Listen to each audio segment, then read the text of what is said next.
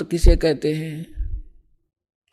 सतगुरु उसे कहते हैं। सतगुरु के लक्षण कहूं, मधुरे बैन विनोद, 4 वेद 60 शास्त्र वो कहे 18 बोध। सतगुरु होगा जो इन सदग्रंथों से ज्ञान दे और प्रमाणित ज्ञान हो। अब जो प्रसंग चल रहा है कि जैसे अब आप जी नियमित रहे, अब आपको कुछ दिन समस्या रहेगी, क्योंकि अभी हमारे इस ज्ञान का प्रकाश कम हुआ है। घर घर के अंदर विरोध है, गांव गांव में विरोध है, समाज के अंदर विरोध है, क्योंकि जगत और भगत के क्रियाओं में और विचारों में सदा से भिन्नता रही है।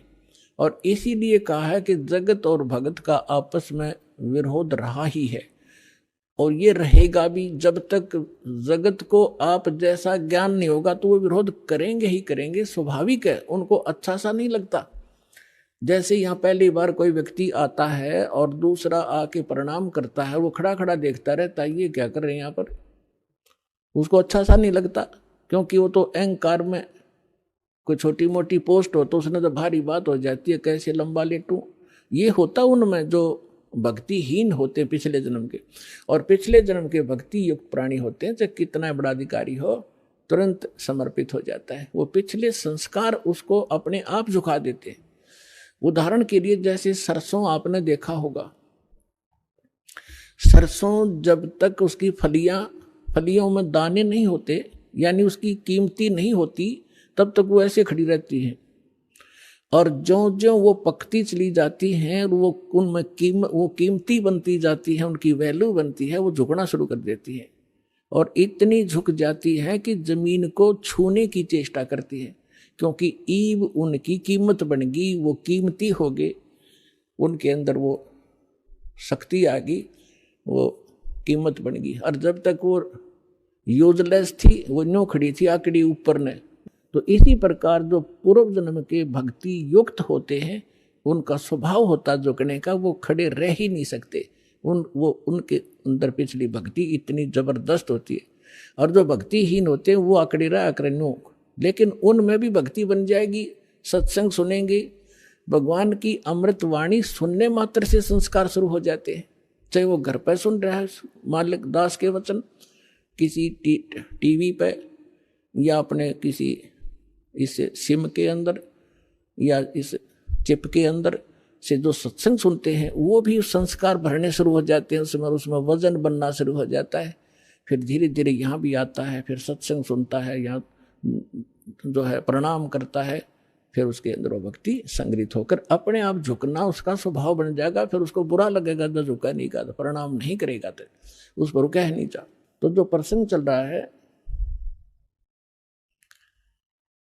कि अब ये बिचली पीढ़ी चल रही है, और इसमें क्योंकि सत्संग एक सामूहिक तौर से सब विचार व्यक्त किए जाते हैं, ये एक सामूहिक लेक्चर है जिसमें प्रथम कक्षा के बच्चे भी होते हैं जो पहली बार आए हैं, कुछ ऐसे भी होते हैं जो वैसे ही सत्संग श्रवण करने के लिए भी आए हैं, कुछ ने आज ही उपदेश लिया है, कुछ 2 वर्ष के हो गए, कोई 4 बार आए हैं, कोई पुराने भक्त हैं। तो सभी के अनुकूल इस सत्संग के माध्यम से ही संदेश दिया जाता है, और उनको जिसको जहाँ कोई त्रुटि होती है ये वचन वही काम करते हैं। जैसे आपको कोई बीमारी रोग है, इंजेक्शन कुल्ले पर लगाएंगे, वो उसी दर्द पर जाकर दर्द काम करेगा जो रोग होगा।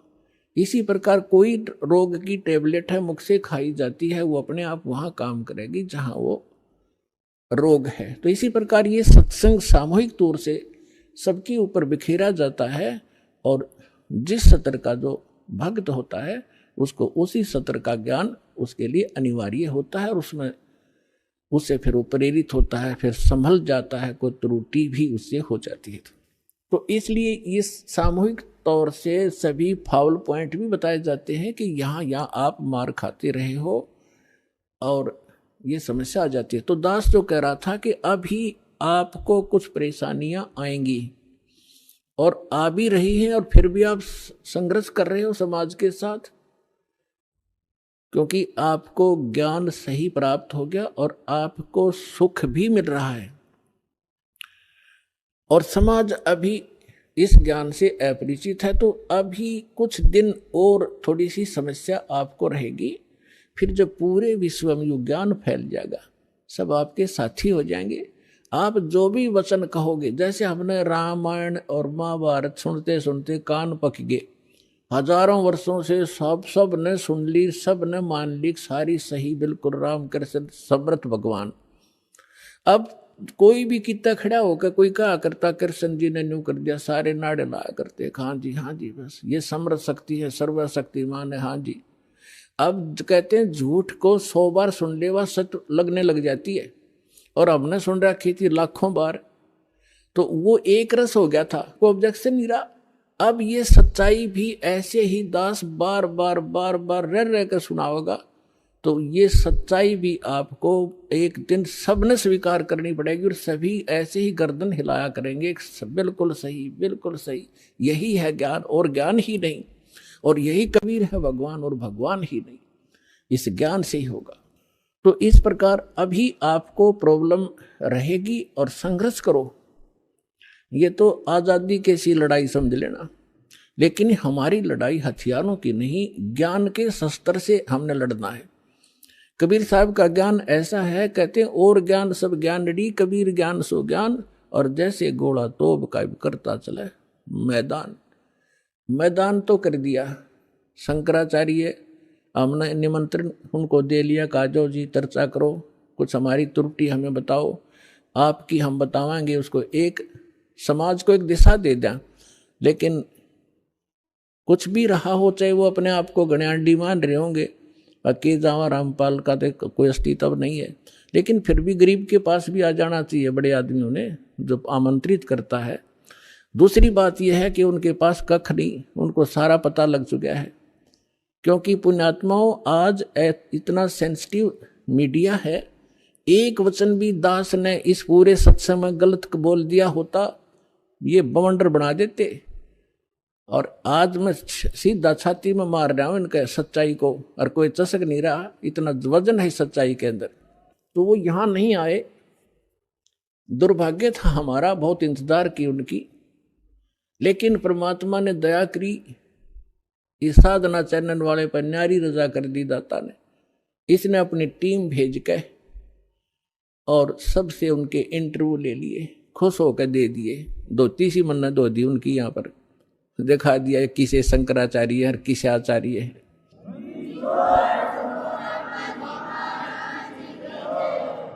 तो पुण्यात्माओं, कहने का भाव यह है कि जब तक ये पूरे विश्व में एक रस नहीं होगा, तब तक थोड़ा सा विरोध बना रहेगा, और उसमें आपने घना सावधान रहना पड़ेगा कि आपका नाम खंडित ना हो। वैल्यू है, कहते हैं परमात्मा कहते हैं, जैसे माता गर्भ को रख यतन बनाए और ठेस लगे तो छन हो तेरी, ऐसे भक्ति जाए। अब भक्ति का मिलना यह बड़ी कठिन, और मिलने के बाद फिर उसको सुरक्षित रखना, वो एक बहुत बड़ी बात है। जब तक परिपक्व नहीं हुई तो फिर फायदा क्या उसका। तो इतना सावधानी आपने बरतनी पड़ेगी, जैसे कोई माता बच्चे को गर्भ में आते ही वो कितनी सतर्क हो जाती है, खान पीन में संयम बरतती है, पैर ऊंचा नीचा ना टिक जा कि बच्चे का झटका लग जा, रात को करवट ले भी गलती से ले लेती है तो तुरंत सतर्क होती है, और कहीं मेरे बच्चे का दाब ना लगी हो और खराब ना हो जाए मेरा गर्भ, वो कितनी चिंतित रहती है। तो आप जी ने इस भक्ति का जो लाल है, इतनी सावधानी से परिपक्व करना पड़ेगा, तब आपको